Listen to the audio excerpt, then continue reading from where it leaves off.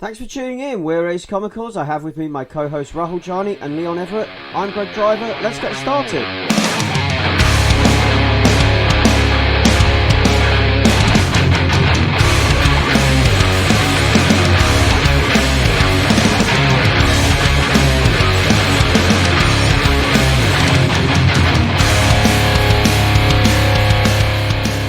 Hi guys, welcome to Ace Comicals episode 008. This is a special episode covering Free Comic Book Day, which was Saturday 6th of May, which was last week. We spent the day in London, three of us together. We visited a bunch of comic shops in London to see what was going on, and of course we got some free comics. So for those of you that don't know, Free Comic Book Day is something that was started to support comic stores. It's a way to bring in new fans and to get people on board, and also something for the old fans. So basically there's a comic out there for everyone, and once a year FCBD is the way this is hammered home, so there's something for everyone. Just, go check it out.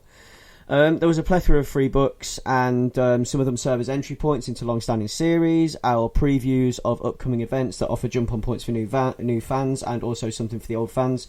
So a preview of something that's coming later on this summer, like a couple of examples of that. We've got the TMNT book, and there was a Marvel book, which is the Secret Empire one, which is like a kind of little prelude to Secret Empire, sort of gives you a little snippet of what might be going on in the event. So yeah, it's also a family event, and there's comics for everyone, so kids to adults, there's R-rated stuff, and then there's stuff that's, kid-friendly as well, so it's there for everyone. We enjoyed the day, didn't we, guys? Yeah, it was a great weekend. It was a really cool last-minute plan thing where you said, I'm going to come up to London for the weekend. I was like, yeah, let's sort it out. Everyone crashed down my place. We all checked out some comic books, watched some movies. It was a really good weekend, so thanks for suggesting that, and thanks for letting me organise around it. Yeah, literally just looked at my schedule that week, and I was like, okay, so I'm off Saturday and Sunday. I'm off work.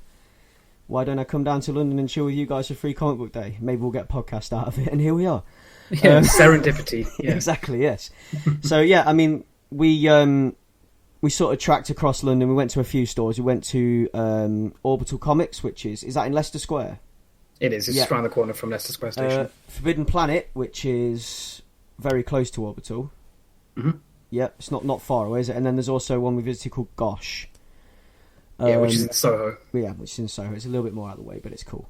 And we also took in an art exhibition, which was a Lego exhibition. Theme was DC superheroes, and what it means to be a superhero, what it means to you to be a hero, well, what heroes mean to you, and what it means to be a hero. And I thought it was really cool. That was one of my favourite parts of the day, actually. Better than cool. Free comics, yeah. Yeah, the exhibit's called Art of the Brick, and I'll get the guy's name by the end of this podcast, and I'll put it in the show notes. But he's done one before in London a couple of years ago, and that wasn't really themed around anything in particular. It was just him making different artwork and stuff. But this one was specifically DC superhero themed, and it was very pertinent to the day we were having, so I thought it would be appropriate. Yeah. Mm. It was really good serendipity, all that coming together. Yeah. So there were plenty of comics available. I don't think we got most of them between us, but I don't think we managed to get them all because there were so many. We've picked a couple of our favourites to talk about. So the ones that we enjoyed the most of the ones that were on offer that we actually managed to get hold of. First of all of us read there was a Teenage Mutant Ninja Turtles comic, which was an IDW one published for Free Comic Book Day. This was the one I was most excited about. Obviously, being a huge, massive Turtles fan that I am, we all managed to get hold of one of these and we all read it. And I'd be interested to know what Ray and Leon thought about this, actually, because them two, having not read Turtles books before, like me, because I've been following this since day dot, basically. But but like the other two, you guys, you've never really picked up a Turtles book, have you? Am I wrong? Correct me if not since the early 90s. Yeah, exactly. So yeah. Pretty much the same boat. Never really read anything, just the cartoons. So for you guys, I guess it'd be a mixture of what year is this and what is this? Yeah, basically spot on. Yeah, like tell us what it is. Like, where does it stand against all the other Teenage Mutant Ninja Turtle comics? Because I don't really understand where in the storyline this is. So IDW rebooted the Ninja Turtles comics and went back to the start, did an origin and everything else. And this is part of their ongoing series that they've been publishing for a few years now. This fits in with what's currently. It's like a short kind of slots in nicely with what's currently happening in the books. It gives you kind of a short recap at the beginning of events. If you've not been reading the books, it kind of tells you what's been happening recently to give you some sort of context with what's going on in the pages that follow that. And it's a prelude to an upcoming event in August where the Turtles go to Dimension X for a second time, because they've already been to Dimension X once in these books, but this is the second time they'll visit Dimension X, I think, and it's the second kind of arc or event set in Dimension X, and this is kind of like a prelude to that, basically. So it's to do with the fact that they've defeated Krang and Dr. Honeycutt, or Fugitoid, who is for better way of describing him, science bot, little science robot. He's a scientist stuck in a robot. He has to testify against Krang. It's like a war crimes thing, basically, on his home planet, and obviously because Krang's influence reaches far and wide across Dimension X. There's still people supporting him, and they've sent an assassin after Dr. Honeycutt, which is what happens in this book. And it's kind of like it kind of sets up the event as the Turtles being bodyguards for Dr. Honeycutt, as he has to travel the universe to convince other people that they need to testify against Krang as well. So it's going to be kind of like a little jaunt across Dimension X, different planets, etc. So that's pretty much what the book is. That's the gist of the book. For me, I thought this was pretty cool, and this has sort of just got me pretty excited for what's going to happen in August. I'm always excited for Turtles. Anything green with ninja weapons is me. So, yeah, I mean, I've not got much else to say about that apart from that I thought it was awesome, and I was pretty bummed out on Free Comic Book Day because I almost didn't get one. Oh yeah, that whole saga. You were so annoyed when we left Orbital because they'd ran out there was a huge queue outside Orbital Comics, and by the time I got up to the counter to pick my comics, they'd ran out of them, and I was just like, oh, I really wanted that one. But in the end, I managed to get one. Ray got one from Forbidden Planet and gave it to me, and yeah, I was so tempted to hide it from you and then like pass it on to you just as you went to bed in the evening, but I should have done that. I should have, I know, but I can't be that cruel. I need you to back me up with that, Leon. If you'd have done that, because I was so drunk by that point, I probably would have actually roared my eyes out. Just to point out, he was drunk in the evening, not after having left for the planet. No. That was like, which is how you made it sound. That was only just midday, Ray. Gosh, yes, I'm bad, but I'm not that bad. That would have made Lego interesting. Yeah, it would have. It would. You would have been hugging the statues. So, Teenage Mutant Ninja Turtles. Yeah, Turtles. Right, so I think you've answered one of the questions. I've got a big scribble written down here saying, who is Fugitoid? You said it's Fugitoid, right? Yeah. And that's Dr. Honeycutt? Is that who that's referring to? Yeah. Okay. All right. So Fugitoid is like fugitive android. That's where his name comes from. Oh, I see. It's really... I guess that makes sense. Yeah. Yeah, this comic's cool. Like, it starts off really fun because it's a bit of mystery. It's them stalking through the sewers and being attacked by these... security system that's been set up, and like the artwork's really cool and it's all very actiony and stuff, and then it suddenly drops into like 5 pages of exposition where it just tells you people's names for ages. And as somebody who hasn't read this for ages or watched any of the cartoons for ages, don't really know any of the names besides the Turtles, Shredder, Splinter, Krang, it was kind of annoying. I don't know if you felt that way, Leon. Yeah, I think my feelings are quite similar. Like the beginning, first couple of pages is such a nostalgia fest in a good way for me, because it's like I haven't watched the cartoons or any of the new cartoons or anything for quite a long time. So I was a really big Turtles fan, as we've spoken about in previous episodes. But I've been like out of that world for quite a while, and then jumping back in, this is the Turtles that I remember, and it is really cool. I really like how they each have a unique voice and how they all work together, and it was just like a flood getting that all back. And And then, like at the beginning, I was thinking, okay, there's a lot of history going on. This is a lot of history. And then it basically just became like almost like a clip show. It's like, remember that time he did blah, blah, blah. But I can see why they were doing it, because obviously this is a preview to set up the event that's coming. And they're just seeding in all these people who I assume are going to pop up in the event itself. But at the time, it was very like before the events that happen later on in the comic. It was very sort of like, oh, well, this is like deafening me with information that means nothing to me. But I guess it's cool that they were able to draw these characters and you get to see like a cool sort of snapshot. But I feel like I almost wish that was peppered throughout the whole issue instead of just like a bulk just dropped on you. Yeah. It is basically, like I said, it's just giving you some kind of context and setting up. Like basically, if you just read the book from where you were in the book, if you just read it, just the pages as they were without this bit, it wouldn't. It's because of the nature of the book, because it's a free comic book day book. I think it's trying to set it up for new fans and things like that, which is what this is. It's like giving people a little bit of a history lesson, because they've been publishing this book for a few years now.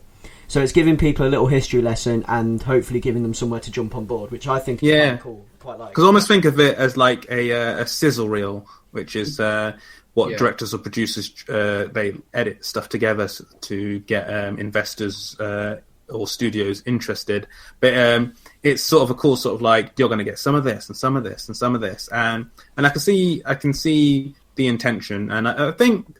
It's cool. It's just it can be initially off-putting, but there's beyond that, there's a lot to like in this. I love the designs of them. They, like I was saying, how they all have a unique voice. They all have, if their bandanas were all the same color, and they weren't holding their weapons, I'd still be able to tell who is who just from how they're drawn, which I really really like. Definitely.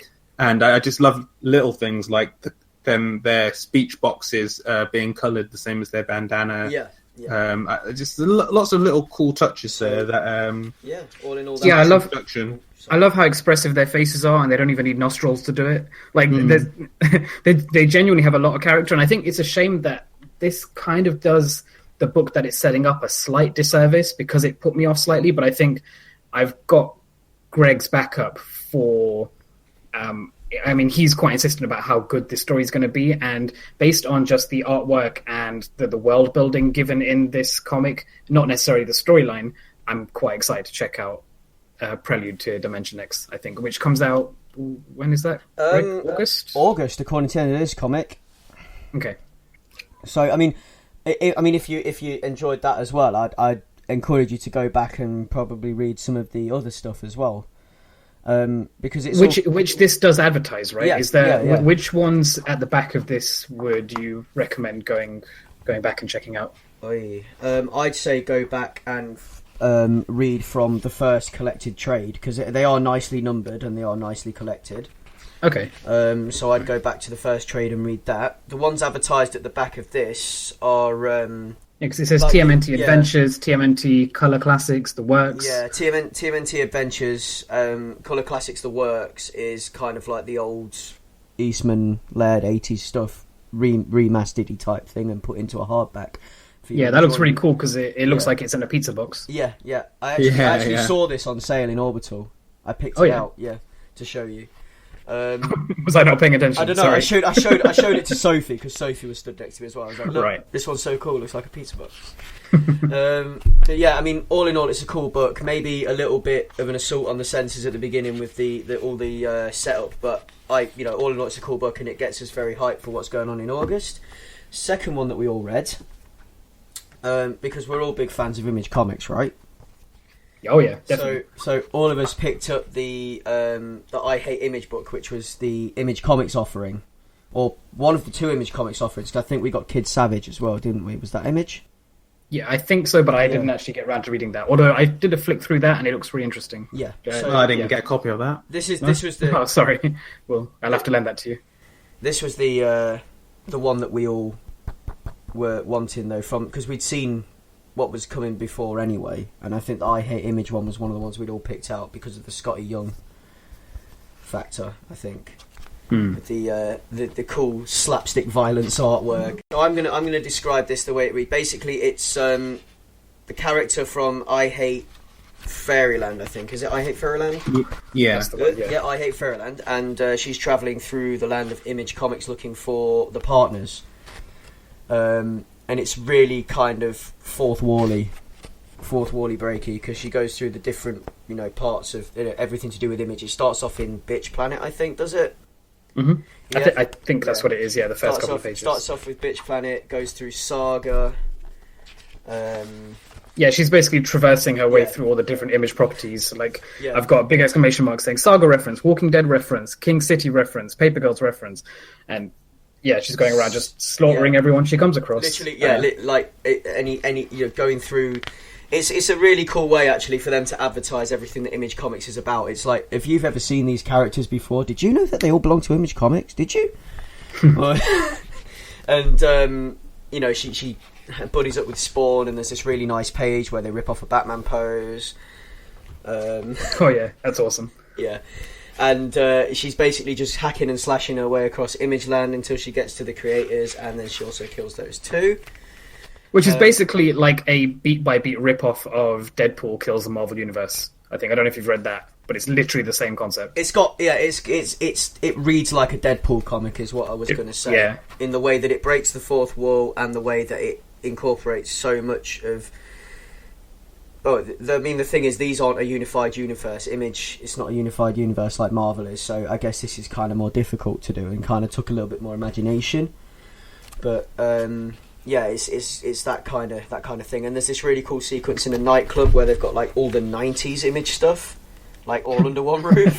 Well, it's the Wicked and Divine, isn't it? Yeah, yeah. But they're playing DDR in front of a big screen. But is it a Prince lookalike and a who is it the same playing as DDR? Someone who looks like Prince and someone who looks like David Bowie and David Prince. Bowie, Yeah. that's it. Yeah. And playing Boogie Woogie Revolution for days on end. Yeah. Which isn't DDR at all, honest. And you got like, you can pick out like the characters like Savage Dragon and Witchblade and stuff like that, and the nightclub, and it's just and then she just basically stands up and shouts the '90s sucked down the microphone, and all the music stops, and then there's blood and gore and a nice double page spread of everyone getting shot up and whatever.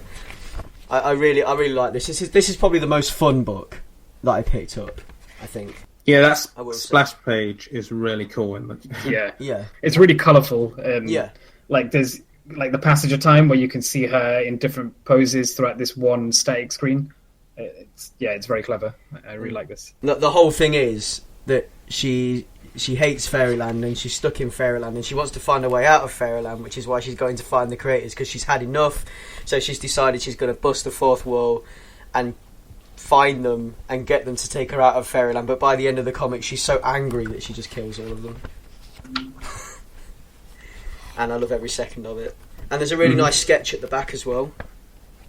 Yeah, with her standing on a pile of corpses. Yeah, that's awesome. Yeah. And some nice little like sketches at the back that are pretty great. I like the one where she's riding a slug and she's shouting, "Let's go hug a fluffer." Yep. makes me want to read I Hate Fairyland. It really does. I'd never heard of it, and apparently it's been going on for, is it quite a long time, or is it a relatively new one? I think it's been going on for a while. I don't know exactly how long, but it's been going on for a while. Only because in the advert at the end it says she's been trapped in for far too long. I don't know if I'm reading too much into that, but yeah, maybe somewhere. So why does it say that? But I don't know. I don't know enough about I Hate Fairyland to know these things, but I know that it's great and I enjoy it. So, and I like Scott Young. He did the other what is it? He does a Marvel series where they're all quite cutesy, but it's also extremely violent, just like this. I'll have to get the name for you and put it in the show notes. Yeah, for sure. So those are the ones that we all read together, but we'd chosen some different ones as well that we'd all read separately. So start with what Leon read on his own, because we picked some that we said we weren't going to cross over, so we'd all have something different to talk about as well, instead of us all gushing about the same books. Yeah, we ended up in a situation where, for some, because of the way the comic book day works out, you can't just say I want one of everything. So there were certain decisions I made here and there about ones to pick that were different from the others, thinking, yeah, I'll be able to, if that's really good, I'll hear from them and read that. I like how this looks. It looks really interesting.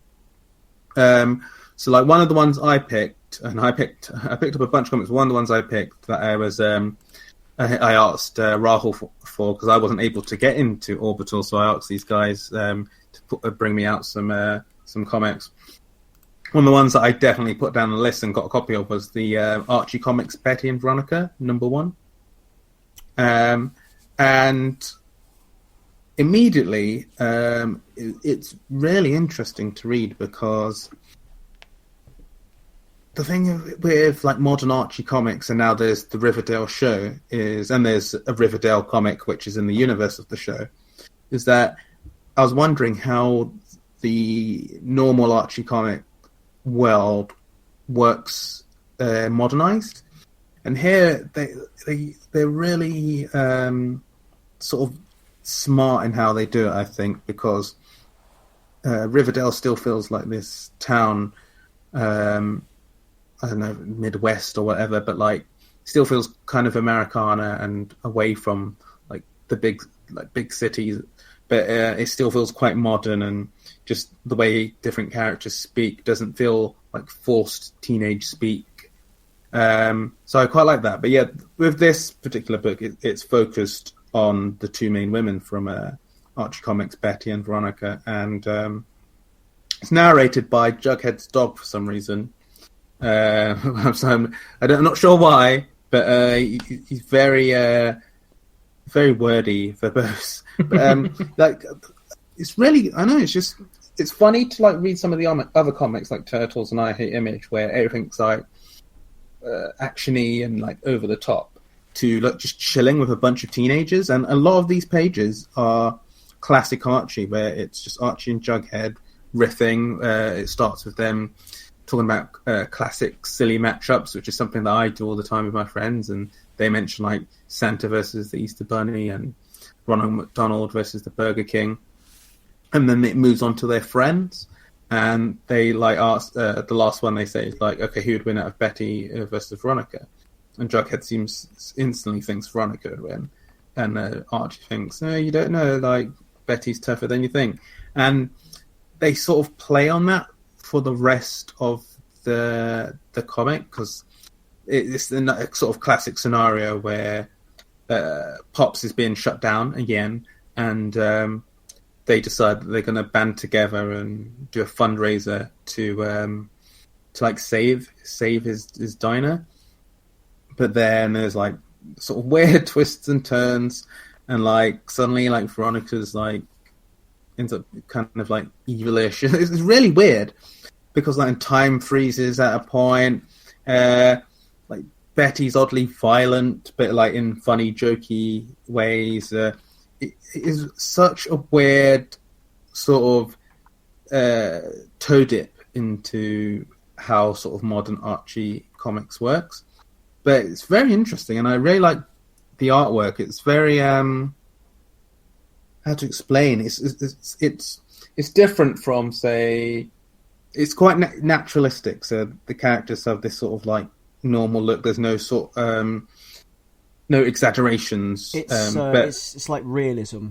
Yeah. But there's no exaggerations. But everyone's really defined, and like hair colors and eye colors are like rendered and colored in really ways that sort of pop out to you and give everybody character. But yeah, this one is, because you have the dog narrating, is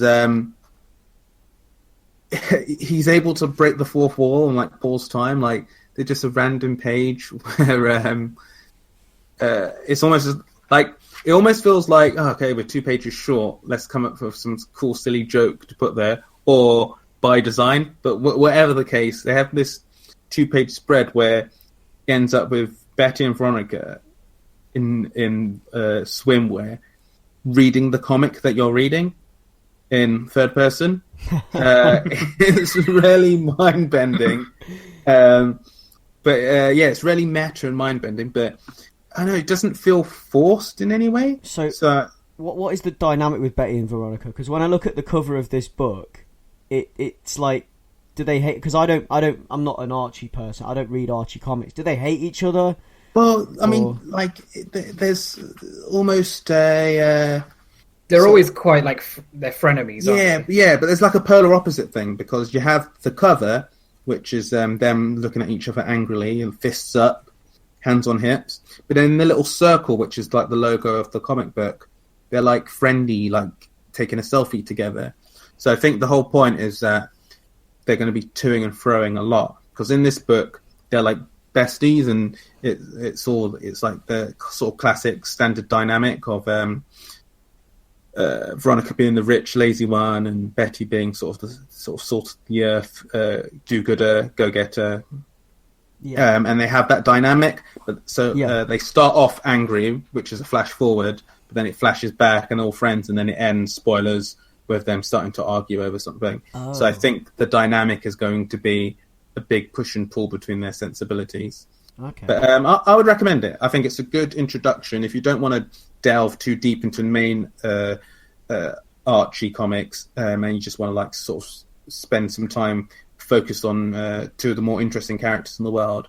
I would recommend it, and I'm tempted and probably will continue on and see where it goes. Quick yes or no question to that. Like the old Archie comics, do Betty and Veronica's lives revolve around Archie a lot based on this comic?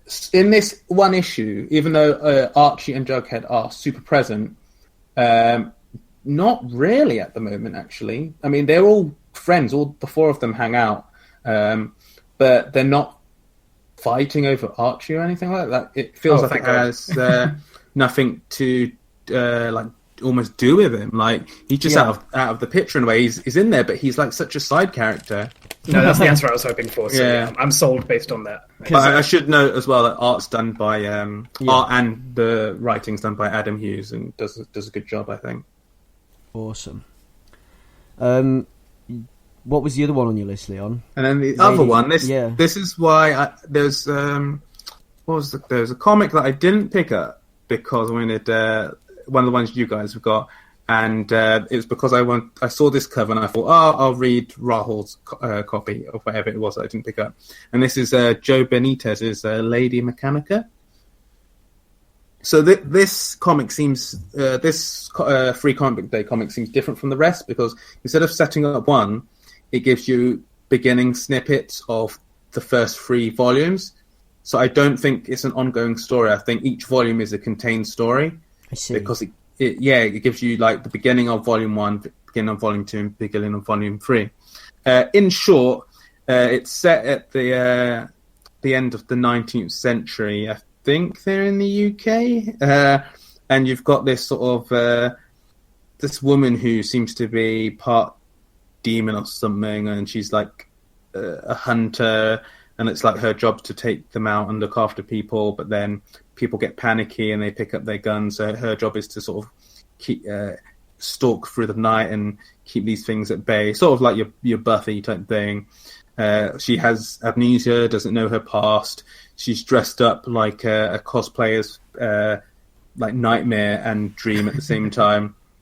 But yeah, it's a weird story. Like it's a lot of grey, a lot of brown. It's like it's not super colourful because it's a lot of the well, at least the first volume 1 is set all at night and in caves and in shadows. But it is a very interesting world, and like because of the time it's set, sort of Victorian era, but it's weirdly like sci-fi. So like it's set in like this weird alternate world where they got like sort of weird futuristic cities bit in the past, and it's a bit of steampunky. But everyone has goggles. But yeah, it's really weird. Not fully sure to recommend, but because they give you these sort of like I really like the art and how the eyes are drawn and how sort of sketchy and pencily it can be at times, and how well it's done. But yeah, I'm tempted to continue with this and see where it goes. At least try out the whole of the first trade. The beginning of the third trade grabbed me more than the first two. Yeah. That does actually sound interesting. I think that might be one of the ones I have. I can't remember. Yeah, I didn't grab that. I've got a pile of them, and I can't remember which ones I ended up with anymore. Because I've not read all of them yet. I've got this like epic backlog because I've got this huge amount of comics that I've not managed to get around to reading yet, and that's in there, I think. So that'll be definitely one to try out, and if I enjoy it, I'll be picking up the trades as well. I think it would be worth you taking a look, definitely. Yeah. So, Ray, which one did you pick from your pile? I picked two at random from the stack because there was way too many that we grabbed, and there's not enough time to read them all. So aside from TMNT and Image, I picked up Hostage and Bad Machinery, just because I like the look of the covers and they seem quite opposite to each other. So I'll start with Bad Machinery. And it's kind of... Have you ever seen the webcomic Hark a Vagrant? Like, it's got the very similar art style to that. It's very simple and like flat, and it looks like it could come out of a webcomic. And basically the front cover has the lead cast sat around in either a library or a comic book shop, and all of the comics are either real or fictional references to like real life comic books or whatever. So they're sitting around reading like Hellboy and Scott Pilgrim and a bunch of others. And that's what caught my eye. And it kind of reminds me of how Scott Pilgrim is just growing up as a 20-something with a bunch of video game references. This is what it's like to be a British secondary school student in the same vein, but instead of video game references, it's all just GCSE school references. So they're always talking about like studying geography and what it's like to grow up in a British secondary school, and it's super English. So anyone who either has an obsession with England or just, grew up in England the way we did will feel something for this, I think. It's really interesting. It's about a bunch of kids who go around solving mysteries. And this first one, or this one that we've got from Free Comic Book Day, is basically an excerpt from one of the volumes, which is The Case of the Forked Road. So it seems like there's a kid who's running around the school who kind of seems a bit anachronistic. He's wearing like an old styly hat, and he's not registered to any of the classes. And the main cast of kids is just figuring out what his deal is. And that's basically it. Like, it doesn't really go that far into anywhere besides just giving you a taste of what these characters are like. And they kind of all talk a bit unnaturally. So it's the opposite of what Leon was saying about Beta and Veronica. They sound really odd for school kids, but it's funny in that unrealistic, unnatural way. And yeah, I'd recommend that. It's quite cute, and it seems very inoffensive, and it's very funny, and I like the art style. So I'd give that a go. That'd be the Dark Horse offering, wouldn't it? Because I think it's Oni Press. Oni Press, and not Dark Horse, because you mentioned Hellboy and. Oh no, it's just making reference to a bunch of other ones. Oh, so there's what else is there? It shows Death Note on the front, Superman, a bunch of other things, and it's about kids reading comics on the front of a comic. That's what made me pick it up. I see. I quite liked it, as it serves its purpose in making me want to read the next one, because it's an excerpt and it's not like for example the TMNT Prelude thing. It's not setting up something; it's taken out of something that exists. It ends on a cliffhanger, really irritatingly, because now I want to buy it so I can find out what's actually happening next. I think that's a running theme in these books. Yeah, they're going to do that because they want to get you hooked in, so that you, obviously the point of these is for people to push the fact that, hey, look, we make a comic about this, and the whole point of Free Comic Book Day is there's something for everyone, and this is like a sampler, like a free a sampler of something for everyone. So you will find something you like somewhere. Yeah. I like that one. It's quite fun and a little bit childish, but I like that. And the next one that I picked up, Hostage, is the polar opposite. It's basically a it's a biographical account of let's have a look. It describes it here.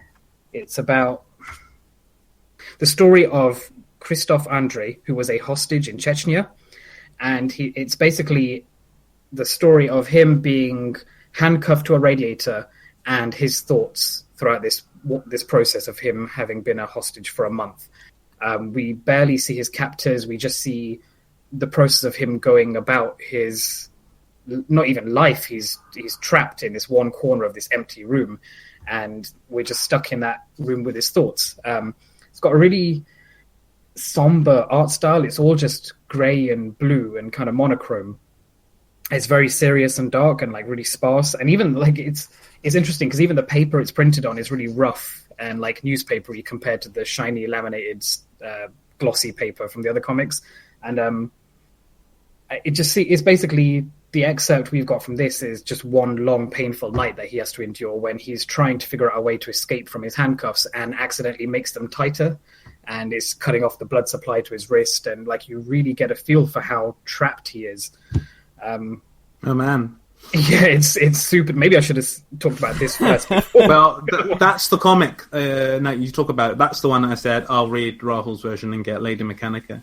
Yeah, I think you'll really like it. I mean, it's super empty, like really sparse. It's basically a series of pictures of his head looking thoughtfully into the ceiling. Yeah, as you have like his wishful thinking of how he would escape if his handcuffs suddenly became free, and it's kind of heartbreaking. And I kind of want to buy it just so I know that he ends up all right, even though it says it's just really dark, and it's exactly the kind of thing that I really like. It feels like literature as opposed to quote unquote throwaway comic books, you know. And it kind of reminds me of Persepolis that way, in that same vein. Kind of like Mouse and Persepolis and that kind of biographical, autobiographical. And that other one that you mentioned on the previous show, the Zero Calcare one. Oh yeah. Which I think I'll talk about that some more at a later date. But yeah, it reminds me of that a little bit as well. Maybe a little more somber because it's not a funny book in any way or form. This one, and it turns out there's actually two different things being shown in this comic. So there's Hostage by Guy Delisle. I'm probably butchering that name, and then on the other side, it's a story called Poppies of Iraq by Brigitte Findackley. Again, I apologize how I've mispronounced that name. But it's very similar, maybe not in presentation, maybe not in terms of the art style, but in the presentation. So it's quite a cutesy looking cartoon. Yeah. Kind of reminds me a little bit of Charlie Brown, but the very first panel is people having been lined up against a wall and shot. Oh. And it's basically an account of her living and growing up in Iraq during the 1950s and 60s, and just an account of what she went through or what this person went through. I think it's autobiographical, and it's certainly based on true events. That's a double bill of like brutality. Yeah, and I can't imagine if a kid picked this up. I mean, who am I to say to like shelter kids from this kind of stuff? Because I was reading things like this when I was quite young. But basically, one of the quotes at the back of this comic says it's about a society gradually losing its freedoms. And that's essentially what we're seeing in this excerpt, is just the slow trickle of freedoms that are being taken away from the people living here. And it's pretty harrowing. If you want to be bummed out for a couple of hours, read this. Read these two books. Stiff drink books. Definitely stiff drink books. But I think they carry some weight. Like, I genuinely want to check these out. And it's good sometimes to read these sobering stories and learn these things, and to know. It makes you aware, and it draws your attention to what's actually happening in the world around you, and it's, you know, and not just that, it makes it accessible in a way that, like, reading a dry account of what happened in the past through, say, Wikipedia or through news articles or whatever, can be quite very, very clinical, but also like it's hard to connect with. Whereas I think, depending on your disposition, you might find this easier to pick up on and understand, and then find your own way to the broader facts of things. And it turns out, I think, basically the publication company, which is called, you're going to laugh at this, Drawn and Quarterly. Yeah. I think they basically, all they do is this kind of stuff, like artsy or autobiographical or just generally harrowing graphic novels. Graphic novels as opposed to the standard funny books that were all... Yeah, definitely. But I think Leon, I think you'd get a. Yeah. I was going to say get a kick. I think you'd really appreciate these. You won't get a kick out of it. No. I hope not. So there's the two that I chose from the stack. So the first of my two is 2000 AD. Now, I'm sure most of you probably have heard of 2000 AD, or if you've not heard of 2000 AD, you've heard of Judge Dredd, which is probably the most famous character from 2000 AD. He's a judge in a kind of like, I want to call it post-apocalyptic, but it's not. Kind of is. It's dystopian. Yeah, kind of is. It's well. dystopian. It's like this a future, and it's like this hyper-violent, sci-fi future where judges are the police force, and they are judge, jury, and executioner. They can dispense a sentence on the spot, which is either going to be either prison or execution on the spot, basically, is the gist of it. And other than, 2000 AD it's not just Judge Dredd. It's like it's like a collection of different stories that are all published together in one book. So I don't know if the best way to describe it, like a Shonen Jump type thing.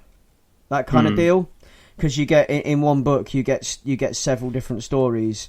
So you'll get a Judge Dredd story, then you'll get a story from other characters that are published within 2000 AD, and this has now been going for 40 years. So 2000 AD is 40 this year. That is insane, and it's British comic as well, which is kind of cool. And it's the reason I think it's so important is because it's where people like Alan Moore and Brian Boland. It's kind of where they cut their teeth. So it gave them sort of a way into the comics industry. Also Neil Gaiman, I think, has written, maybe written for 2000 AD. The first thing that grabbed me about this Free Comic Book Day one, is when you look at the cover, it's a parody of, the famous, the iconic Days of Future Past cover with the Wanted poster in the background. And it's got like arrested, dead, or whatever across all of the pictures of the various X-Men. Well, you've got that, but you've got Judge Dredd and Judge Anderson instead of Wolverine. And is it Kitty Pryde? I can't remember correctly now. I've not got the cover in front of me. Yeah, Wolverine and Kitty Pryde. You've got Judge Dredd and Judge Anderson. So, and then if you've seen the recent Dredd movie, the most recent one, then Judge Dredd and Judge Anderson are the two most prominent. They're the two prominent characters in it, the two prominent good guys. And in the background, it's got like various other characters that appear within the pages of 2000 AD, a la Days of Future Past style, with things across them. And I quite like the fact that the little picture of Judge Death, the little mugshot of Judge Death, says deceased across it. I quite like that. I can't believe I didn't pick up on that reference. This cover's been staring me in the face since Saturday. This is really cool. I'm looking at it now. Yeah, you get it now, right? Yeah, it's spot on. No, but like, so this is basically, it's a free 2000 AD. It's not anything. It's a little short, self-contained stories. These are actually, rather than ongoing, these seem to be self-contained. There's one that is sort of like the beginning of something that will continue to be published within 2000 AD, but the others are little self-contained short stories, and I think there's like 4 or 5 in here, which is really cool. I quite like it. And the nice thing about it is, because it's like little short self-contained stories about these characters, and these are all like 2000 AD characters, and at the bottom of each page, at the end of the stories, you've got, like, for the older characters, one of them's a new story, but which is a story which is Hope, which is about a private detective that uses magic, but magic comes at a price, and if every time he uses magic, it eats away at his soul a little bit, basically takes something from him. And, magic has existed for years, and the government has known about magic for years, and it's all a conspiracy type thing.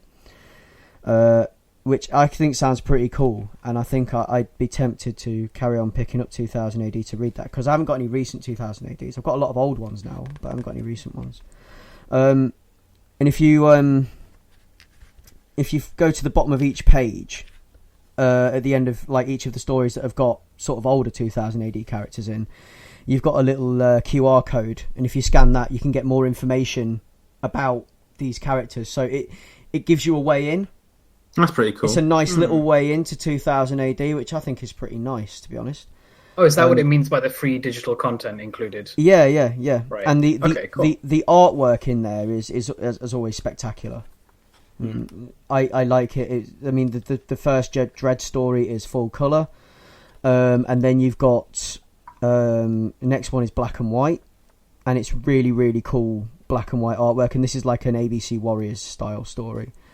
The next one, Hope, is that's in black and white, and then you've got a colour story at the end, which is Judge Anderson, and then there's a really, really, really nicely done colour story at the back, which is Judge Death. And that is like really nice artwork. Probably my favourite artwork in the whole comic, actually. And that one is Dave Kendall. So the artist for that is Dave Kendall, and these are really, really nice. But yeah, it's a nice little introduction to 2000 AD. It's something that I quite like. It's a little bit of a celebration because 40 years of 2000 AD and all that this year. It's been going since 1977, so that's kind of nice. The second one that I picked from my pile was... by the way, if you are interested, go and grab yourself a copy of 2000 AD because support it and everything, because it's brilliant. And it's a good place. It's been a starting place for so many great artists and writers and things that have given us so much else over the years. So it's a good little magazine. Next one was the Bongo Comics Free for All from my pile, which is basically a collection of Simpsons stories. Now, this one, I've never really bought any. I've never bought Simpsons comics before myself. I'm not really. I mean, I watch The Simpsons on TV, but I've never really bought The Simpsons comics or read much of The Simpsons comics. But I really enjoyed this because it's again a couple of short stories, and they're all self-contained stories as well, start, middle, end. So you're not getting any cliffhangers or anything. But it's like it's that classic Simpsons humour. You can imagine these playing out as Simpsons episodes as well. Like you can imagine them animated. And I just thought it was really cool as like some short little Simpsons stories. Like the first story, Bart does something stupid on his skateboard, injures his back, and has to have a wheelie bag instead of carrying a rucksack to school. And it means he's got to hang out with Martin and the other nerdy kids because they've all got wheelie bags. and they end up like forming a gang because they've got wheelie bags. They realise there's advantages to it, like they can get to things faster. And they can get to the front of the lunch queue and get all the best food first and things like that, which I thought was pretty cool. And they beat the bullies at dodgeball because the bullies have all got lower lumbar problems because they all carry their bags on their back. Yeah, and they've got wheelie bags, so they're all fit and healthy and able to win. And that's like the classic Simpsons bullies like Nelson and those guys. Jimbo Jones. Isn't it? Yeah. And there's a cool bit here where the Doctor's checking off a list about how Bart injured his back, and it's just like this is a proper Simpsons joke. It's like Bart Simpson caused a back injury, and the tick boxes are male showboating, outlandish wager, cry for help, and mimicking McBain. The second story is like a short one with Milhouse playing in a sandbox with his Radioactive Man action figure. And I don't know if he's reenacting something he's read in a Radioactive Man comic, but he ends up the long and the short of the story is he ends up with the action figure stuck in his nose, and you get the impression that it's not the first time that the Doctor's seen this. Basically, when he gets to the Doctor's office, because the Doctor knows the character. He's like another case of the man-eating snotlag, you know. And there's a story where Homer comes home late from Moe's, which is the third one. And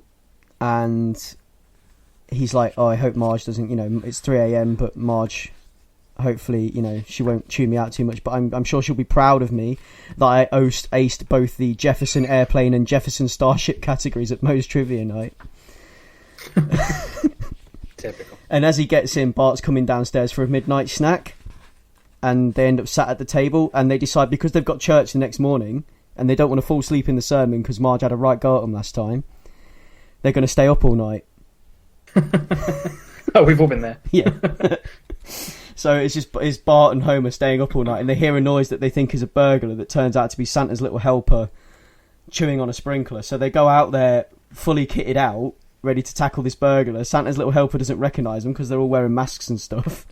And they end up waking up Marge and Lisa. And in the last panel, everyone's asleep. See, I've read a bunch of Simpsons comics in the past, and they always felt like the cutting room floor stuff from the actual episodes. No, like these slightly crappier these stories. These all three of these, all of these, well, more of these. There's a last one as well, which is Ned Flanders and his two sons, Rod and Todd, wander off and get lost in town, which is quite cool. I like that one. That already sounds funny. Yeah. And Comic Book Guy turns up in that one as well. He's on a LARP day, and he's just obsessed with the snack table, basically. The thing I love with like the sort of Simpsons comics is how consistent the artwork is. Yeah. Like their mandate for consistency, how the characters look like they look everywhere and in the show is remarkable. I'm always impressed with that, always. They've got a couple of decades of like art bibles to follow now, haven't they? So. Exactly, yeah. They've got there's a way to draw Simpsons characters. So, but I mean, yeah, I mean, I quite enjoyed this, and I mean, contrary to what you're saying, Ray, I can see all of these as fully realised Simpsons episodes. I definitely can.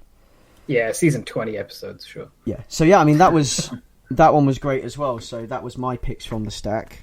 So I guess we should talk a little bit more about the Lego DC exhibition, because that was a really cool part, and we only touched on it earlier in the show. So if we get into that a little bit more. Yeah, I don't think there's really a good way to explain what was going on. I think we'll have to put a link up to a blog post where we put some of the pictures that we all took. Yeah. But like I mentioned earlier, the artist who does these, Nathan Sawaya, he's done one in the past. This new one is at South Bank in London.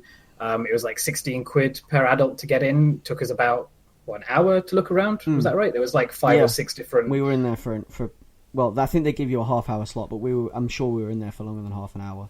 Yeah, definitely. It wasn't super busy or anything. And like it was 5 or 6 different rooms, each with a different theme for a different way of presenting these superheroes using the medium of these Lego bricks. And each room was like differently creative. Like the first one was just a showcase of all the heroes, and then it went on to slightly more abstract representations of them. And specifically a Batman room. Representations drawing on certain colours. There was a room dedicated to Gotham City, a room dedicated to Superman, different facets of Superman, different powers he might have, all represented in Lego.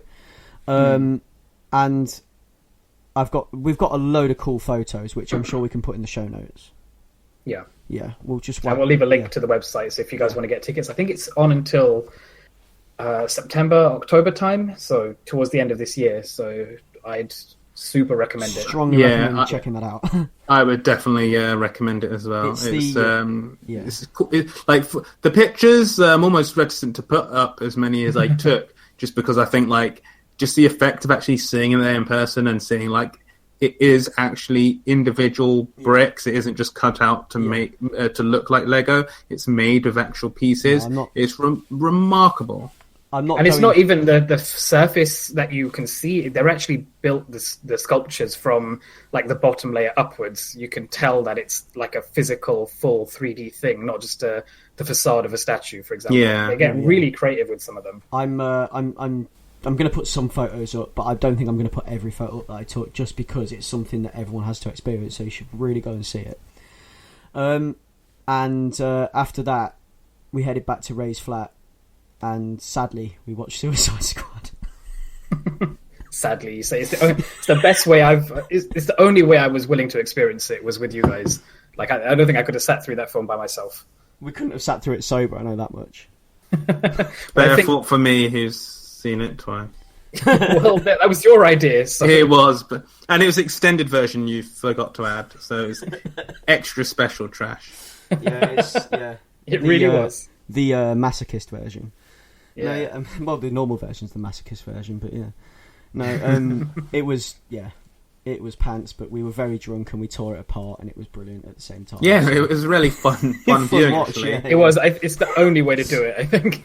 Like, it turned out the way I planned. I had to, because I had sat for it, just as a curio, because I needed to see, seeing it as, like, I need to watch this with my mates a little bit lit to fully, like, delve in. We need to shred this bit by bit. Maybe in 10 years' time it will become one of them things where it's got a drinking game attached to it and people will watch it purely to savage it. But I think you just needed some vindication about your thoughts on it when you watched it alone. Like, you're biting your nails waiting for us to say the exact same things that you thought. Like, because I could hear you just like fist pumping and going, yes, exactly, yeah. Well, there are parts near the start where I had to stop myself saying, oh my gosh, this bit that's going to happen in 10 seconds, you're going to roll your eyes so hard. I rolled my eyes so hard they nearly fell into my whiskey.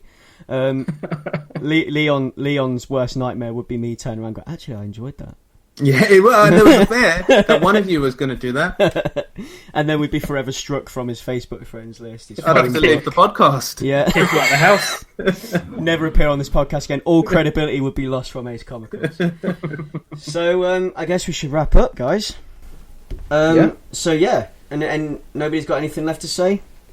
No, I think it was a fantastic weekend, and I'm glad that we made it happen. Yeah, and I would definitely recommend next year, Free Comic Book Day, go with your mates, go with your siblings, bring your kids. Like, we spotted, like, Richard Ayade with his family there. Like, just go out, preferably go to one of your indie shops as well, not just Forbidden Planet, and go there, check out the free comics, but also buy something as well, support the store. Because it's a really nice event. People came out, they were cosplaying, people are enjoying themselves, everybody's really getting into it, and it was lovely to see, really. Yeah, we saw a bunch of people who were just browsing throughout, like, just being tourists in London, dropping in because of how much hubbub there was in front of Orbital and Forbidden Planet, and I think they might have attracted a bunch of new readers who would never have considered it otherwise. So. Exactly, I hope so. I hope so, yeah. Keep the comic book shops alive. Go there, like Leon says, support your local comic book shop, buy something, enjoy Free Comic Book Day.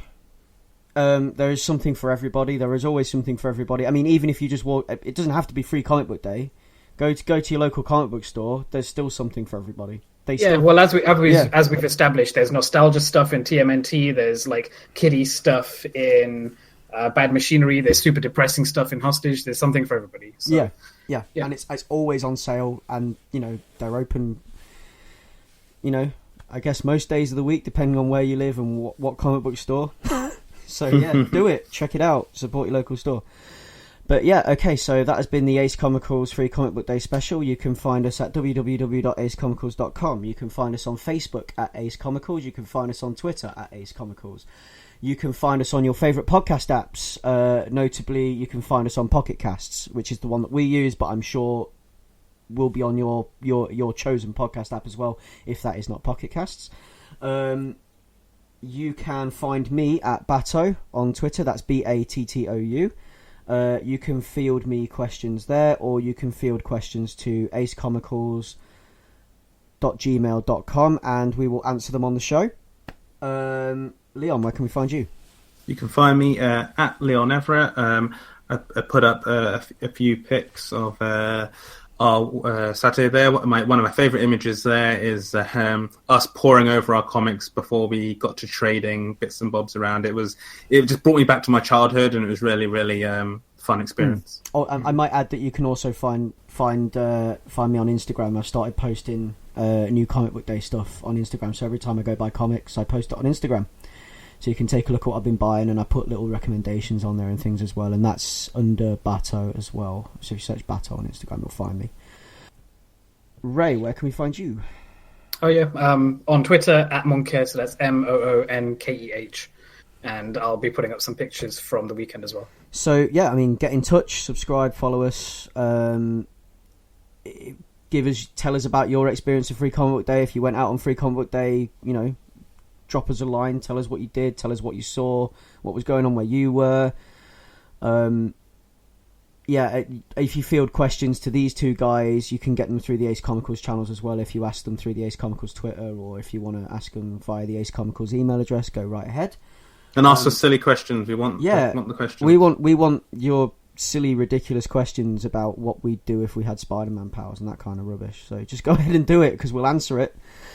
So yeah, that's been Ace Comicals. So Ace Comicals over and out.